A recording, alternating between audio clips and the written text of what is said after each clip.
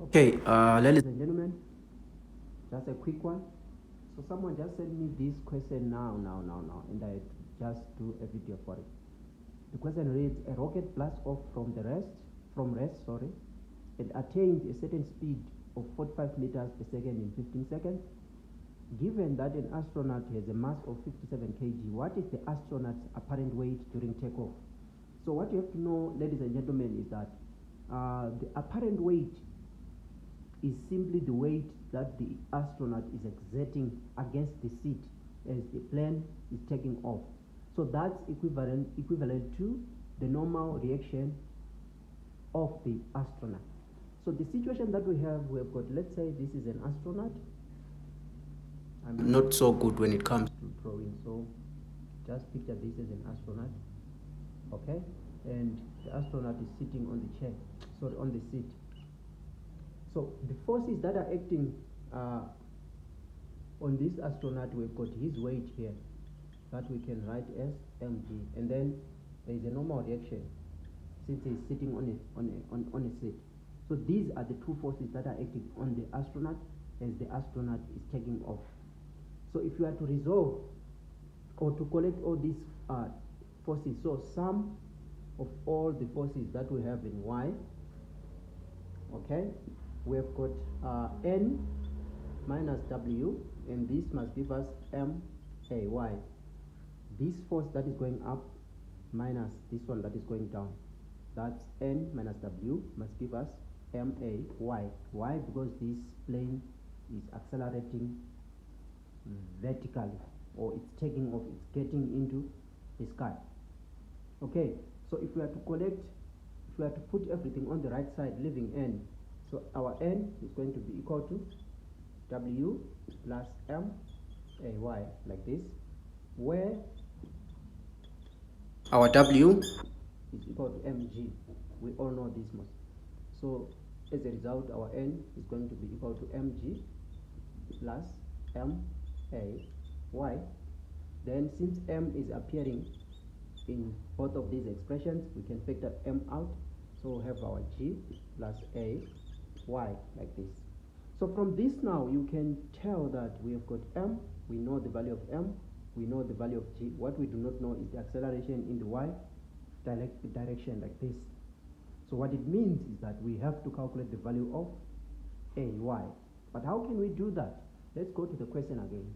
From the question, we are given the time, which is t. We are also given v.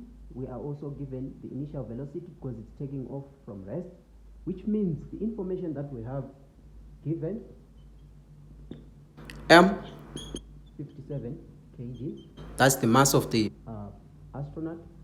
V is said to be 45 meters per second, and then we've got u, which is 0 meters per second because it's coming from rest, okay?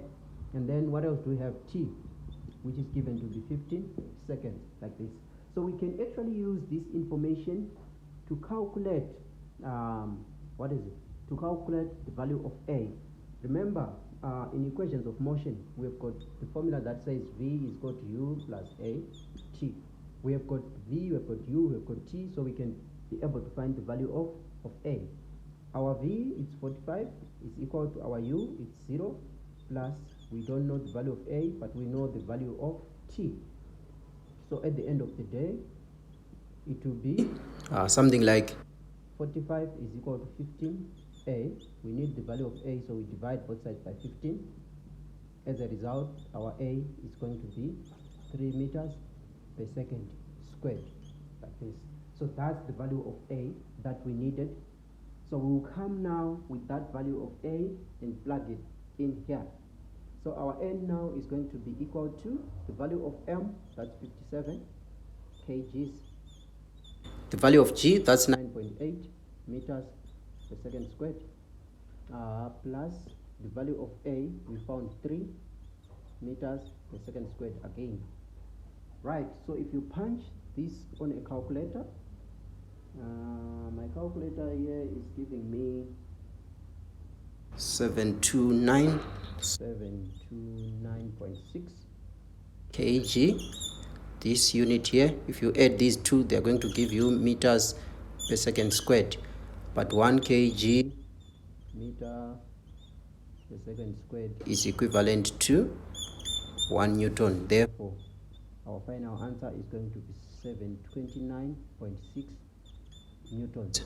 So this, ladies and gentlemen, is going to be your your apparent weight. So in this regard, the apparent weight is simply the normal reaction or the force that the astronaut is exerting against the rocket. Sorry, I was saying plane all over. It's a rocket. So this is what you were expected to do in order for you to get your answer. Hopefully you have gotten it. Cheers, bye. Let me know if you have any problem.